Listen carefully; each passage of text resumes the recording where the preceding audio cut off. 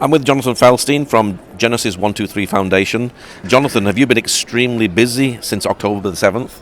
I have been busier than I've ever been in my life since October 7th. We launched on October 8th from the Genesis 123 Foundation, the Israel Emergency Campaign that's been involved certainly in funding important projects here that connect Jews and Christians with Israel, but also with other projects that involve no funding, just straight connecting. And when my son and my son-in-law were called up and we know that they were going to war, and they did, I'm too old. I was never allowed to be in the army here, so I created hashtag My Words Are My Weapon, and I've been writing an endless number of articles and doing interviews like this and briefings and prayer events and realizing that this is what I can contribute to the effort, and it's a huge responsibility. Just recently, Iran sent rockets and drones over to Israel. What did you experience through that night that happened? It was a very unnerving night. I've never lived through anything like that. I didn't know what to expect. I surely didn't know that we would be given several hours of warning that the rockets had been launched and an attack was imminent, and it seemed almost fake. But then all of a sudden, at about 1:45 in the morning, I was hearing booms of rockets or drones or something that had come across the border and were being shot down by our air defense system. And then a moment later, the air raid siren in our own community, which woke up my wife. I had been awake. I didn't want to go to sleep. And we went down to our bomb shelter. It's unnerving. It's scary.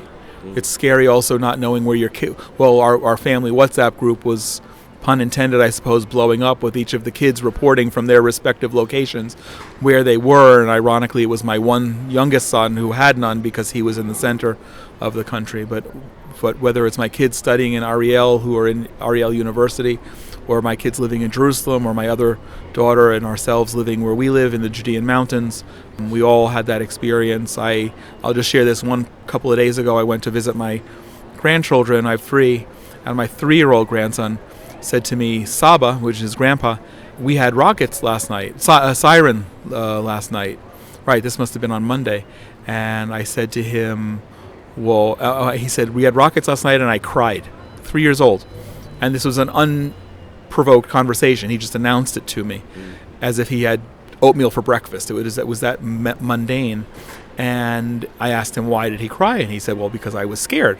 And I told him that we had rockets and sirens as well. And he then announced to his father that we had rockets and sirens. And that seemed to make him feel more at ease, that it wasn't something specifically scary to him. But it's very unnerving to be in a country where you know that missiles and drones are on the way, and you don't know if and where they're going to hit and what damage they might do.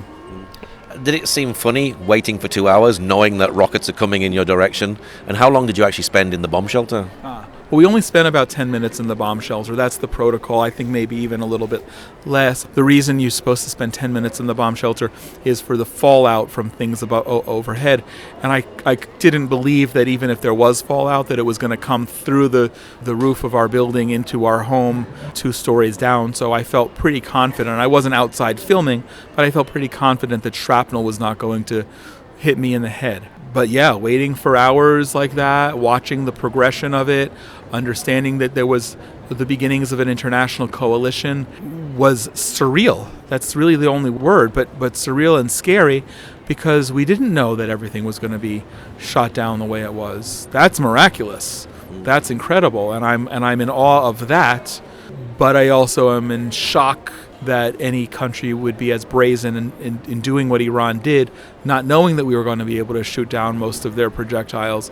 When they shot them, they were looking to inflict maximum damage, and we're just very, very lucky that didn't happen.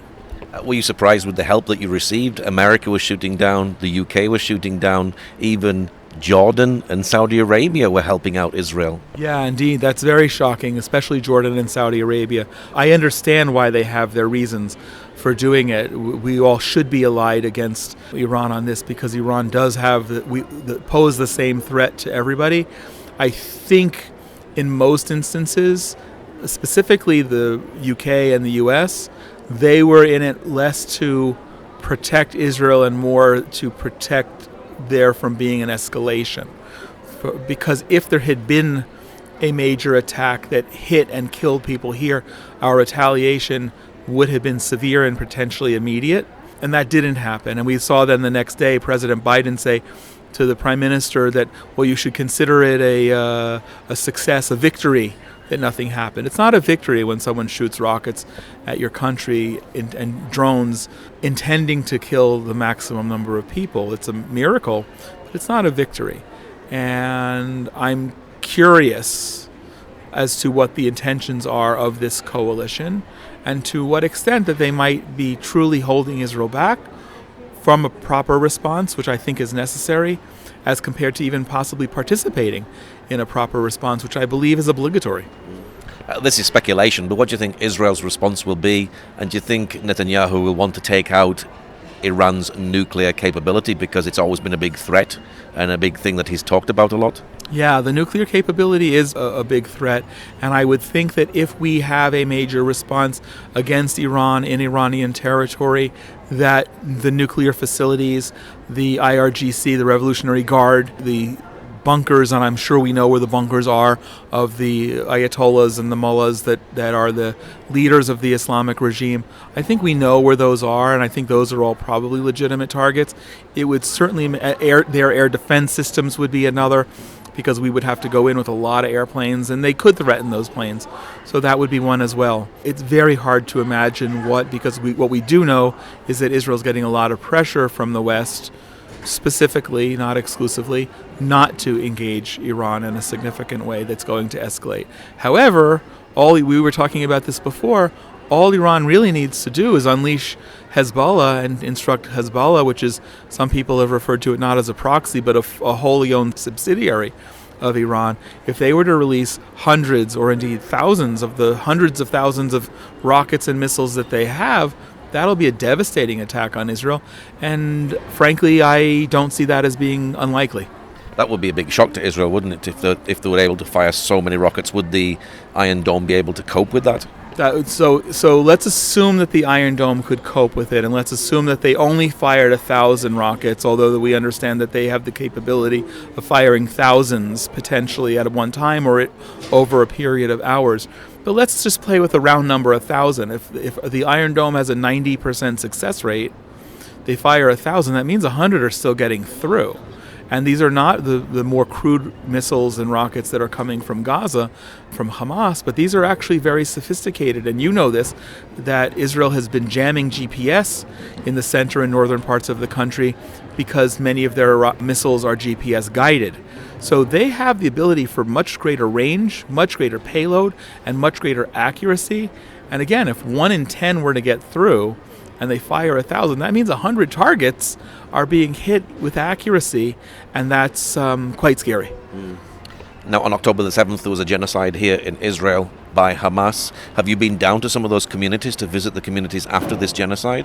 Yeah, I've been down several times. I typically bring Christian guests from overseas. I've been into the community called Nativ HaAsara a few times. It's on the northern border of the Gaza Strip, where you can, from a particular vantage point, you can see with a naked eye into the Gazan communities on the other side, just a few kilometers away.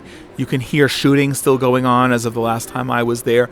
You can certainly hear artillery fire, which is very common all around the Gaza border area. And this is a community that was attacked by people on I think there's another name for it, but motorized hang gliders. Very, very, very heavily armed.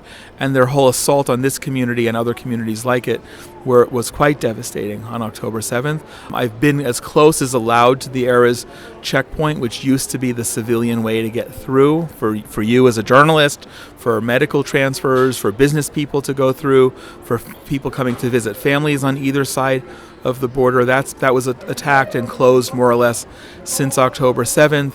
And I've been to Kibbutz Kfar Aza, which the damage was devastating, what happened there. It's much more visible there than in Nativ HaAsara, which had 17 people killed, but you didn't see individual houses or whole communities, whole neighborhoods completely burnt down, or walk into the rooms where people used to live and see gunfire on every wall, in the ceiling. What took place there was an unmitigated slaughter.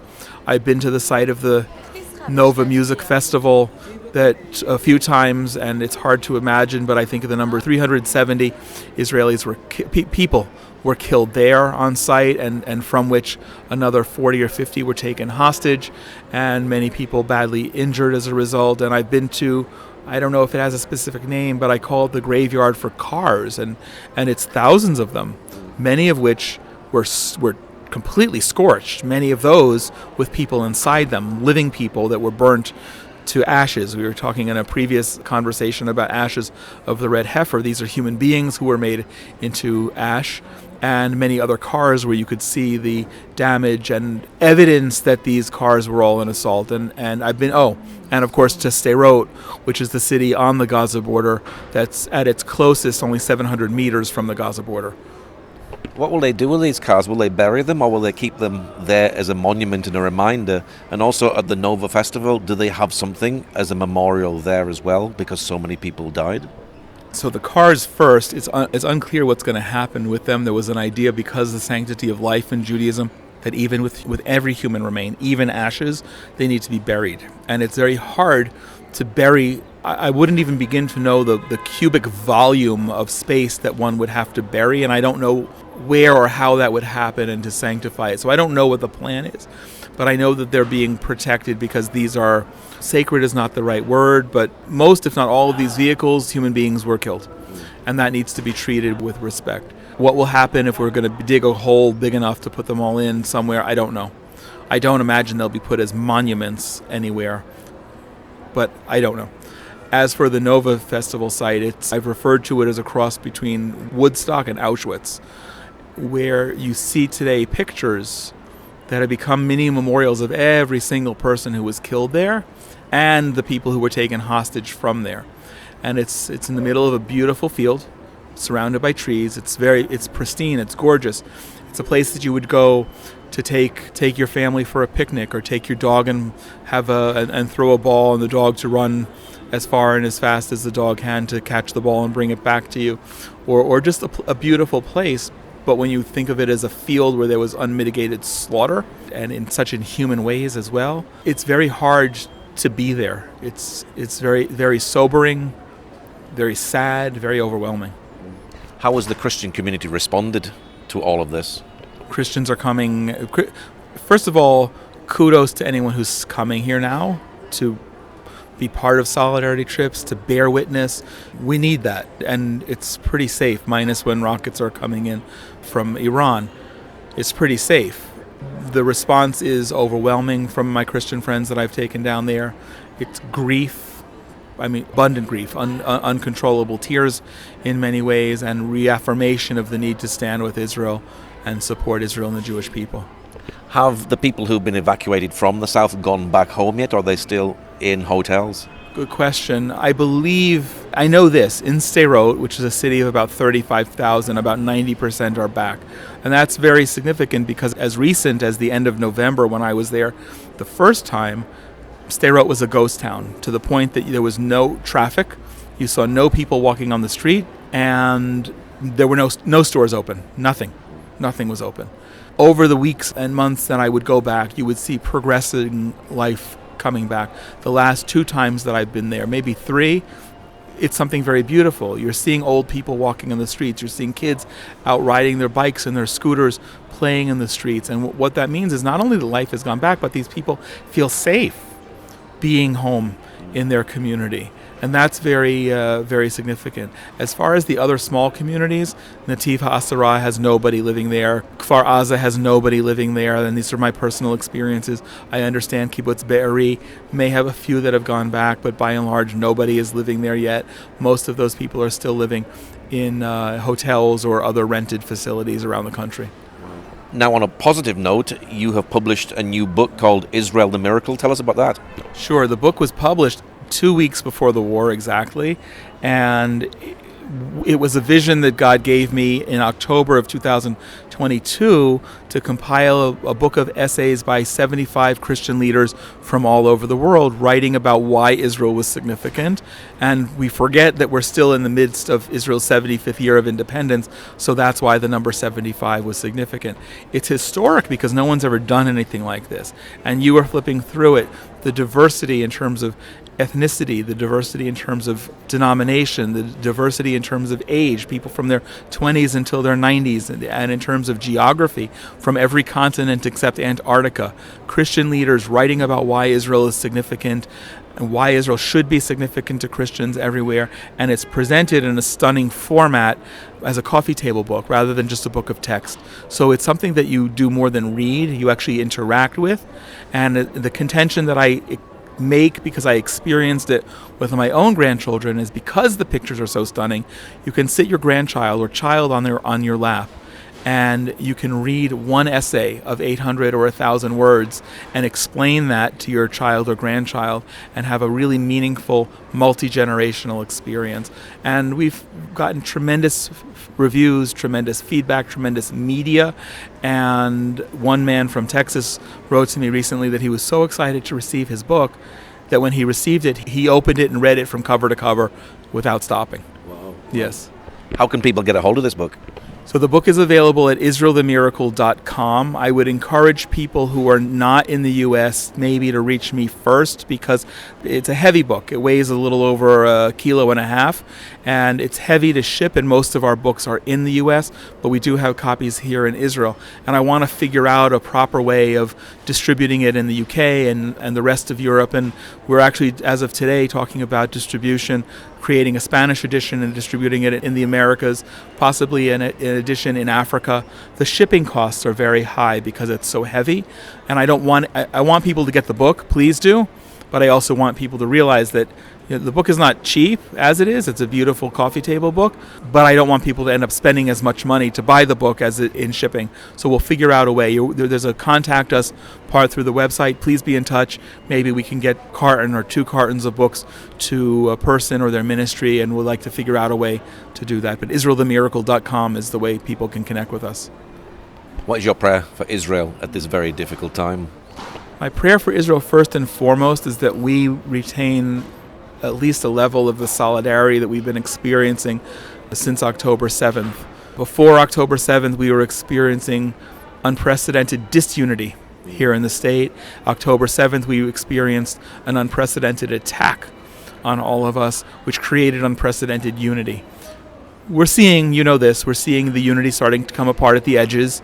There's a lot of politicking again. There are going to be military and civilian government commissions as to what happened and why it happened and where the failures were.